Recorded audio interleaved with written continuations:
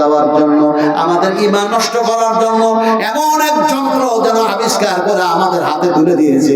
আমরা সবাই বলতে শুরু করেছি মোবাইলে সব আছে, মোবাইলে সব পাওয়া যায়। আমি নাজমা আলম চ্যালেঞ্জ করছি ওই বৈজ্ঞানিকদেরকে, আমি চ্যালেঞ্জ করছি ও বৈজ্ঞানিকেরা, যদি মোবাইলে অনলাইনে সব পাওয়া যায় তাহলে কিয়ামতের মাঠে আল্লাহ পাক আমার ডান হাতে আমলনামা দেবে না ডান হাতে দিবে, এক্ষুনি আমি দেখতে চাই, দেখায়া দাও। পারবে? পারবে? তাহলে কত বড় মিথ্যা কথা বলে আমাদের ঈমান নষ্ট করার চেষ্টা করতেছে। এখন দেখা যায় সব আছে কোথায়? মোবাইলের ভিতরে নয়। ওয়াতিবিয়ানান ওয়াতিবিয়ানান ওয়াতিবিয়ানান লিকুল্লি শাই। আল্লাহ পাক বলেন, ও বিশ্ব মানব, তোমাদের কল্যাণের জন্য সমস্ত কথা আমি কোরআনের মধ্যে ঢুকাইয়া দিয়েছি। সব পাবে যে কিতাবে, সেই কিতাবের নাম হলো কোরআন। এখন এই জিনিস থেকে আমাদেরকে ফিরিয়ে দেওয়ার জন্য নবীজি যেন বলেছেন, এমন এক জামানা আসবে তোমাদের হাতের তলায় আগুনের আঙ্গার নিয়ে থাকা সম্ভবপর হবে, কিন্তু ঈমান বাঁচানো অসম্ভব হয়ে যাবে। সেটা এই জামানা। ইলমের কথা বলেছি, চলুন বুখারী মুসলিম শরীফের একটা হাদিস বের করব। আচ্ছা শেষ করে দিই, জি শেষ করে দিই। হায় হায় হায় হায়, আপনারা নবীর প্রেমী, আপনারা নবীর আশিক, আপনারা কোরআনের মহব্বতে বসে আছেন। আল্লাহ সুবহানাহু তাআলা কাছ থেকে ইনাম, প্রাইজ, উপহার এগুলি পাওয়ার জন্য আপনারা বসে আছেন। আমার সোনার টুকরারা, বুখারী মুসলিম শরীফের হাদিস, হাদিসের রাবী হচ্ছেন হযরত আনাস রাদিয়াল্লাহু তাআলা আনহু। যে জায়গাতে হাদিস বয়ান করছিলেন সেই জায়গাতে আল্লাহ পাক আমাকে নিয়ে গেলেন মসজিদে নববীর ভিতরে। কত বুঝেন কিনা?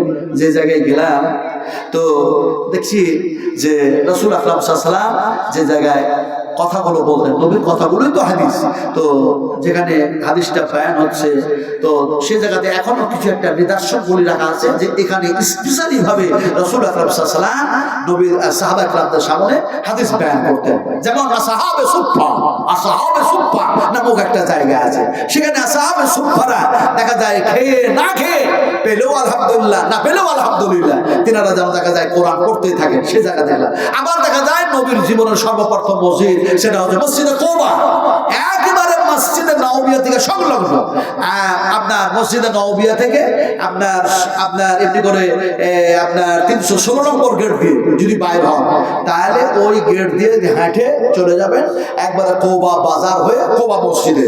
মাত্র 30-35-40-45 মিনিটের বেশি লাগবে না। বুড়ো মানুষদেরকে 45 মিনিট, বুড়ো মানুষ বুঝেন তো ভাই, বৃদ্ধ মানুষদেরকে 45 মিনিট লাগবে। আপনারা ছেলে মানুষ যারা মাত্র 30 থেকে 35 মিনিট লাগবে। আচ্ছা যুবক জিন দেখেছেন? যুবক জিন, এই জিন দেখেছেন? যুবক জিন দেখতে তো বোঝাই না। যুবক জিন যারা, এরা যদি এই ভারতে এখান থেকে শুরু করে যে বাইতুল হারামে যাব, তাহলে যুবক জিনদেরকে যেতে সময় লাগে মাত্র 2.5 থেকে 3 মিনিট। কত বললাম? আল্লাহ পাক কি তাদের ক্ষমতা দিয়েছে, সুবহানাল্লাহি ওয়া বিহামদিহি সুবহানাল্লাহ। আর বুড়ো জিন যারা, বৃদ্ধ জিন যারা, এরাকে যেতে সময় লাগে বাইতুল হারামে যেতে এই ভারত থেকে মাত্র 5 থেকে 7 মিনিট সময় লাগে। বলে আপনি কি করে জানলেন? বলে আমার এলাকায় ঝাড়খণ্ডে আলহামদুলিল্লাহ বড় বড় ইদারা, বড় বড় শিক্ষা প্রতিষ্ঠান আছে, তার মধ্যে সবচেয়ে প্রাচীন, সবচেয়ে পুরাতন এমন এক আলেমের হাত দিয়ে ভিত্তি স্থাপন হয়েছে মওলানা আব্দুল হান্নান হাফিজাহুল্লাহ, দেলালপুর মাদ্রাসা। জানতো নাকি?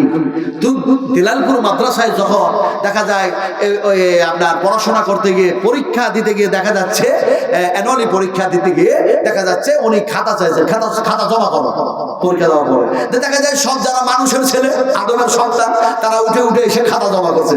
আর ওই প্রান্তে বসে আছে হল ভরে, দেখা যায় লম্বা করে হাত বাইর করে যে 10টা ছেলে, কটা ছেলে?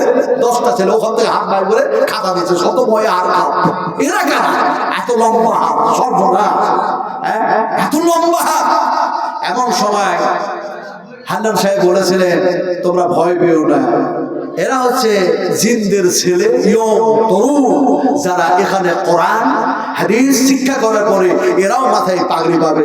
তার মানে অসংখ্য জিনদের ছেলেরা মেয়েরা সেখানে কোরআন এবং হাদিস শোনার পরে তারাও আলেম হয়েছে, আলেমা হয়েছে, আলহামদুলিল্লাহ করে। আর আমরা মানুষের ছেলে সন্তান, আমরা জানি না, কিছু জানি না, তারপরে মাদ্রাসাকে ভালোবাসতে পারলাম না, মাদ্রাসায় শিখেতে পারলাম না। বলছে কে বললে বলিস?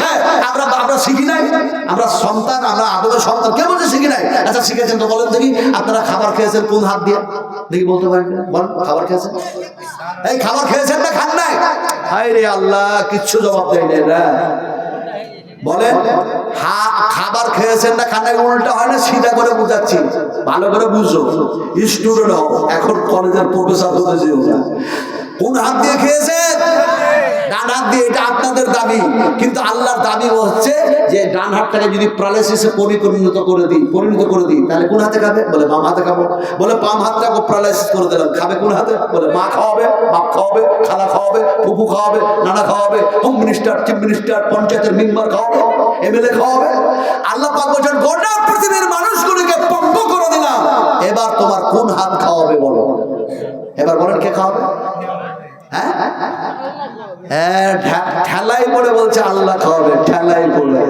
এখন বলছে কি জানো হচ্ছে না, খাতা কলম ঠিক করো নাইলে বাংলাদেশ তাড়াবো।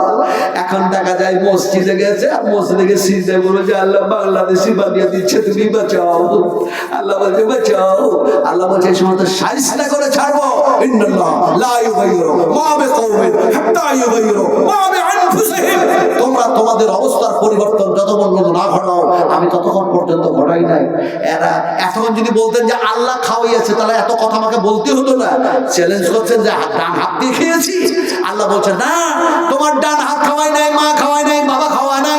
আল্লাহ বলছেন হুয়া ইউতরিমুনি ওয়া ইয়াসকিনু ওয়া ইয়াদআমারযুতু ফাহুয়া ইয়াশফিন। আল্লাহ পাক বলেন আমি তোমাদের পানি পান করায় দিই, খাবার খাইয়ে দিই, আমি আল্লাহ পাক অসুখ দিই, আর আমি আল্লাহ পাক অসুখ ভালো করি। এবার বলতে হবে, আসল ঈমান দিয়ে বলতে হবে, ডান হাত খাইয়েছে না আল্লাহ খাইয়েছে? জোরকে খাইয়েছে। আল্লাহ যে খাওয়ালেন, দোয়া কি পড়েছেন? ওই যে মাদ্রাসায় পড়েনি, তার জবাব দিচ্ছি। বলেন কি দোয়া পড়েছেন? বলেন। খাবার খাওয়ার পরে বিসমিল্লাহ বলেছেন? আমি বলছি খাবার খাওয়ার পরে কি বলেছেন? আলহামদুলিল্লাহ। আন্দাজে আলহামদুলিল্লাহ। নবীজিকে জিজ্ঞেস করি, বুখারী মুসলিম শরীফের হাদিস, তিরমিজি শরীফের মধ্যে এসেছে, রাসূল আকরাম সাল্লাল্লাহু আলাইহি ওয়াসাল্লাম খেজুর খেলেন একটি, অথবা দেখা যায় তিনটি, অথবা দেখা যায় পাঁচটি, বিজোড় খেজুর খেয়ে নিলেন। আল্লাহ রাব্বুল আলামিন নবী বলেছেন আল্লাহ হলেন বিজোড়, আর আল্লাহ বিজোড়কে মহব্বত করেন, ভালোবাসেন। শুধু নবীজি এরকম বয়ান করলেন না, বরং তিনি দেখা যায় আমলে পরিণত করলেন। এবার যেন আল্লাহ পাক তারে খাবার খাওয়ালেন, তিনি খাবার খেয়ে নিলেন। নবীজি তারপরে দোয়া যেটা পড়লেন, সেই দোয়াটা ইমাম বুখারী রাহমাতুল্লাহ আলাইহি বুখারী শরীফের মধ্যে কোট করে দিয়েছেন। দোয়াটা কি? আলহামদুলিল্লাহি হামদান কাসীরান তাইয়িবান মুবারাকান ফি গায়রা মাগফিয়ান ওয়ালা মুওয়াদ্দিয়ান ওয়ালা মুস্তাগনান আনহু রাব্বানা। এই দোয়াটা আপনাদের জানা আছে? কালকে সফর দিয়ে যান মাদ্রাসায়, ওই জন্য তো বললাম মাদ্রাসায় পড়তে হবে। খামাখা কথা ছুটে ওড়াচ্ছে। হ্যাঁ হায় হায়, কোন যে ওয়াজ করবো আজকে আপনাদের সামনে, কোনটা যে ওয়াজ করবো? যাক, কথা বলতে বলতে বলতে আমি কোথায় চলে এসেছি? মসজিদে নববিয়াতে হাদিস বয়ান হচ্ছে। কে? নবীজি যারা হাদিস বয়ান করছে, হাদিসের রাবি হযরত আনাস। আপনারা বিরক্ত হচ্ছেন মনে হচ্ছে।